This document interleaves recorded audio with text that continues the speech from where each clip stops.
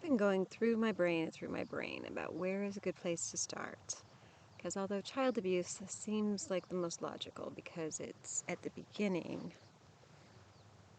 I don't know that that can be defined in a video, especially not a short one. So, nature versus nurture. Let me just say, it's definitely a combination of both.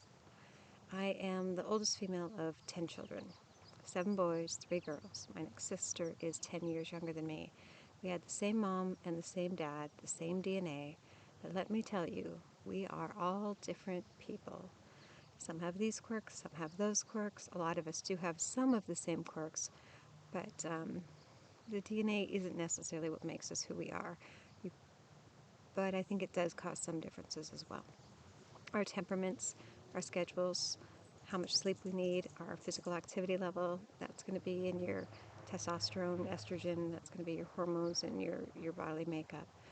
But I do know that even with the same children, raised in the same family, with the same parents, they can turn out completely different.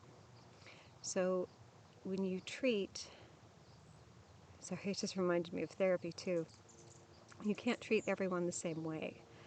So where one child may felt like childhood was wonderful, another one could have felt like it was abusive the entire way. And they're both right, because for their temperament, the upbringing that they had is or isn't well suited to them. There are some absolutes. I think hitting is definitely an abuse. There's a level of discipline that can be done without teaching children that you have to hit someone to get your way. That's where the bullying comes from, and just generation and generation of thinking that the bigger and the stronger is better. There's a story that I absolutely love. It was 2 old wise men. Everybody thought that they were wise. They were known for being wise, and there was a couple bystanders that were watching them, and they're just screaming at each other. They're arguing and they're arguing, and the bystanders were like, oh, this is getting pretty bad. And the one bystander asked the other one, says, do you think that they'll go to blows? And the other one said, absolutely not. Absolutely not. He's like, are you sure? Because they're fighting really, really bad. And he says, oh no. The first time somebody raises their hand to the other, they have just admitted that they don't have an argument. And I think a lot of times that's where some of the physical violence comes in childhood, is they don't have a good reason for wanting things their way, and so they just figure that they're going to beat obedience into the child. Discipline is necessary. I'm not going to say don't discipline your kids, or that if you were disciplined that it was 100% bad. But you can discipline someone without teaching them that physical aggression is the way to resolve problems. So take that into account. So if you've got some memories and some horror stories of being beaten with boards and nails and belts and hairbrushes, I'm going to touch on that one a little bit. Other objects, being locked up, being starved, being screamed at, being ignored. Unfortunately, you are not alone. These are far too common. We have a lot of children in foster care that are also going through that because they were taken away from their parents because their parents were abusive and then stuck back in another abusive home. Yeah, it gets pretty bad. So instead of getting into all of the details, because that could be a book in and of itself, I'll talk about how overcoming that and sleeping at night and not being afraid of your parents. It's in adulthood, I have seen that time and time again, where abusive parents end up with children that cater to them still because they're still afraid. They're still afraid that they're going to get hit, or they're still afraid. And they may not place it like that. They're like, oh no, they're a grown-up now. But they still have that fear that mom and dad know best because it was trained into them and trained into them.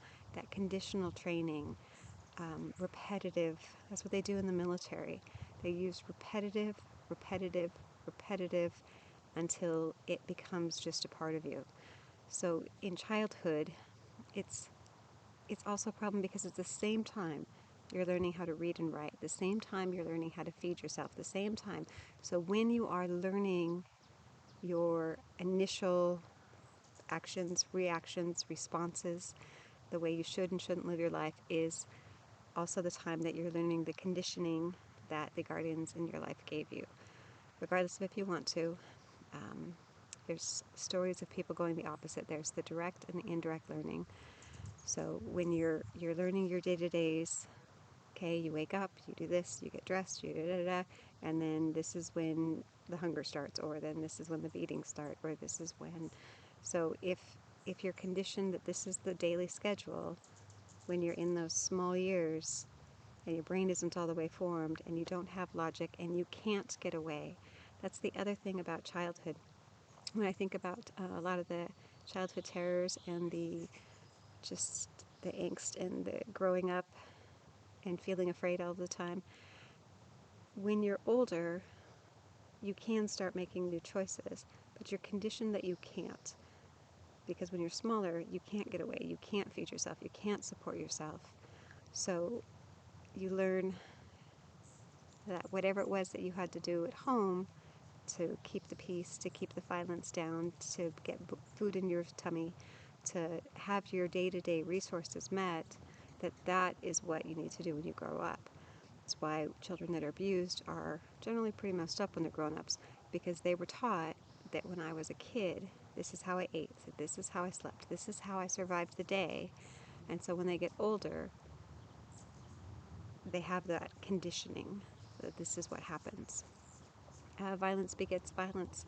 A lot of children that were raised in a violent home, they beat their kids too. I know religion definitely comes into play. Spare the rod, spoil the child, spank them. They need to be spanked. They're never going to learn obedience if they are not spanked. You can discipline children without spanking them. So there's tips and tricks all over the place. But the problem is it generally doesn't stop at spanking. Like, they may say that that's what they're doing, but when the grown-up has lost their temper, and it's not about the discipline anymore, it's about lashing out the anger that they feel inside, that's not a spanking. That is just a grown-up beating up on a little kid. You can call it whatever you want to call it. But if you gave them a swat, I can kind of say that's not a problem. But if you're hitting them because they've made you mad, that is not a spanking. So just wanted to clarify that.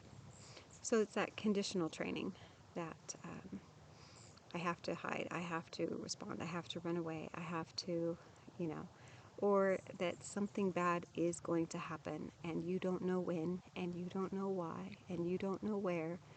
I remember being in the bathroom and just going potty, little girl, and the bottom panel from the door came flying at me.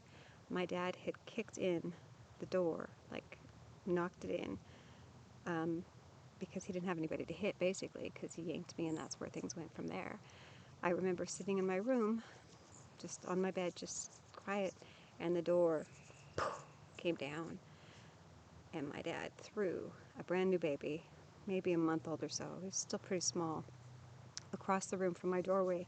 I caught him on the bed, but I had to have been maybe 7.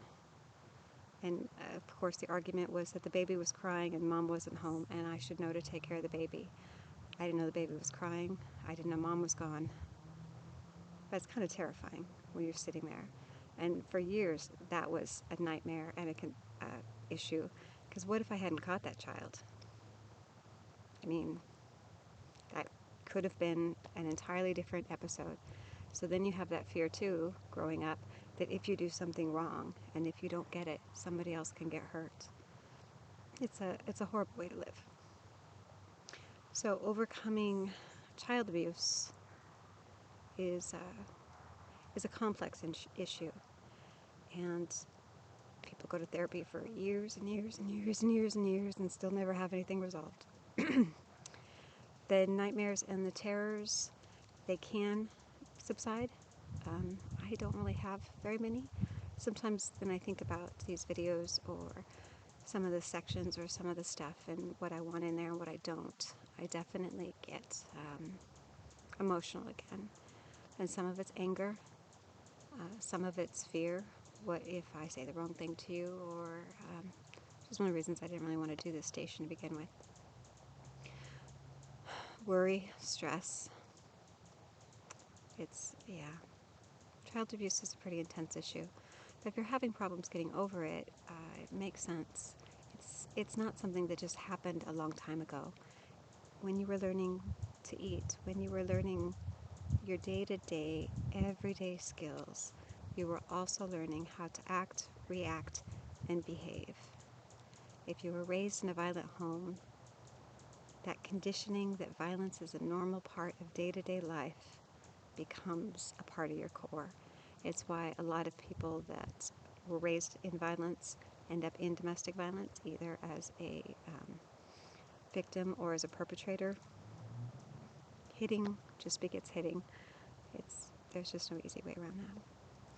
So this is getting a little long. I'm going to stop here and I'm going to start a new video about retraining some of that conditioning.